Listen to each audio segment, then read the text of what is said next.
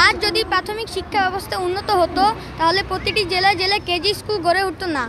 তাহলে শিক্ষা ব্যবস্থার ভিত্তি নিয়ে এত কৌতূহল কেন? সরকারি বৃত্তি পরীক্ষায় অংশগ্রহণ করতে কেন পারবো না? এটা তো বৈষম্য। প্রাথমিক বিদ্যালয়ে যদি দিতে পারে তাহলে কিন্ডারগার্টেনে আমরা কেন দিতে পারবো না এই বৃত্তি পরীক্ষা? আমরা বেসরকারি স্কুলে পড়ি বিধায় আমরা সরকারি বৃত্তিতে অংশগ্রহণ করতে পারবো না। তাহলে কি আমরা এই দেশের নাগরিক না?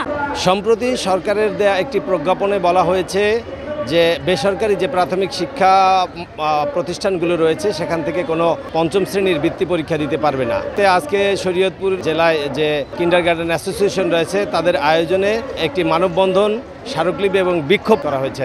আমরা দেখেছি যে শরীয়তপুরের বিভিন্ন শিক্ষা প্রতিষ্ঠানগুলো রয়েছে, বিশেষ করে বেসরকারি যে শিক্ষা প্রতিষ্ঠান, সেই শিক্ষা প্রতিষ্ঠানগুলোতে শিক্ষক, অভিভাবক এবং শিক্ষার্থী রয়েছেন। তারা শরীয়তপুর জেলা প্রশাসকের কার্যালয়ের সামনে তারা মানববন্ধন করছেন। সরকার যে প্রজ্ঞাপন দিয়েছে যে প্রাথমিক যে শিক্ষা অর্থাৎ প্রাথমিক যে বৃত্তি পরীক্ষা পঞ্চম শ্রেণীতে দিতে পারবে না বেসরকারি কোনো শিক্ষা প্রতিষ্ঠান, সেই দিক থেকে তাদের একটাই দাবি হচ্ছে যে আমরা কেন তাহলে প্রাথমিক বিদ্যালয়ে আমরা বৃত্তি দিতে পারবো না।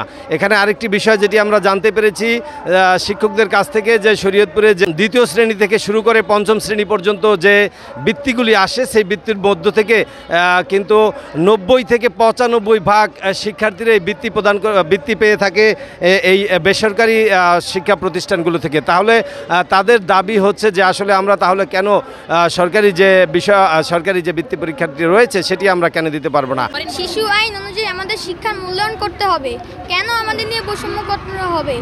আজ যদি প্রাথমিক শিক্ষা ব্যবস্থা উন্নত হতো তাহলে প্রতিটি জেলায় জেলায় কেজি স্কুল গড়ে উঠতো না। কিন্ডারগার্টেনের মাধ্যমে আমরা আমাদের প্রকৃত শিক্ষা অর্জন করতে পারছি। তাহলে শিক্ষা ব্যবস্থার ভিত্তি নিয়ে এত কৌতূহল কেন? আমাদের মেধাকে মূল্যায়ন করার জন্য আমরাও বৃত্তি পরীক্ষায় অংশগ্রহণ করতে চাই। আমরা বেসরকারি শিক্ষা প্রতিষ্ঠান থেকে লেখাপড়া করে সরকারি বৃত্তি পরীক্ষায় অংশগ্রহণ করতে কেন পারবো না? এটা তো বৈষম্য। আমরা কোনো ধরনের বৈষম্য চাই না। আমরা সব ধরনের বৃত্তি পরীক্ষায় অংশগ্রহণ করার অধিকার চাই। তাদেরও যেরকম অধিকার আছে আমাদেরও তো সেরকম অধিকার আছে। তাহলে আমাদের কেন বৃত্তি পরীক্ষা থেকে বঞ্চিত করা হয়েছে? তারাও যেই শ্রেণীতে পড়ে আমরা সেই শ্রেণীতে পড়ি, তারাও যেই বই পড়ে আমরা যেই বই পড়ি। তাহলে কেন আমাদের বৃত্তি পরীক্ষা থেকে বঞ্চিত করা হয়েছে? আমরা 60টা বছর পরিশ্রম করছি এর জন্য। তাদেরও যেরকম আশা আছে আমাদের তো সেরকম আশা আছে। আমরা বেসরকারি স্কুলে পড়ি বিধায় আমরা সরকারি বৃত্তিতে অংশগ্রহণ করতে পারবো না। তাহলে কি আমরা এই দেশের নাগরিক না?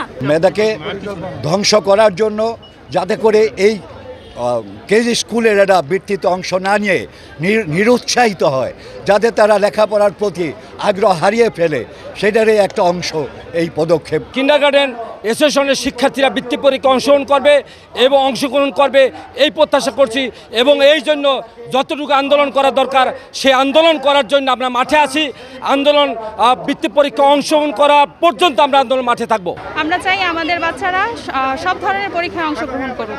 চাই সকল শিক্ষার্থী সমানভাবে যাতে এই বৃত্তিতে অংশগ্রহণ করতে পারে এবং তারা সকলের যেই সমান অধিকার সেটা যাতে তারা পায়, এটাই আমাদের মূল উদ্দেশ্য। কিন্ডারগার্টেনকে যদি সাইড করে রাখা হয় তাহলে তারা বিগত দিনে যেই দুর্বলতা ছিল সেটা প্রকাশ পেয়ে যাবে।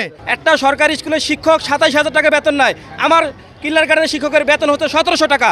আমরা এই 1700 টাকায় যে শিক্ষা দেই তারা 27,000 টাকায় শিক্ষা দিতে পারে না। আমাদের সরকারি বৃত্তি এবং বেসরকারি কিন্ডারগার্টেন সব এক হোক, যাতে সরকারি আলারও বৃত্তি পায়, বেসরকারি আলারও তা অংশগ্রহণ করতে পারে। সকল বৈষম্যতা দূর করে বেসরকারি যে শিক্ষা প্রতিষ্ঠানগুলো রয়েছে তারাও যেন সরকারি যে বৃত্তিগুলো রয়েছে সেগুলো যেন অংশগ্রহণ করতে পারে এমন দাবি করেছেন শিক্ষার্থী, অভিভাবক এবং শিক্ষকরা।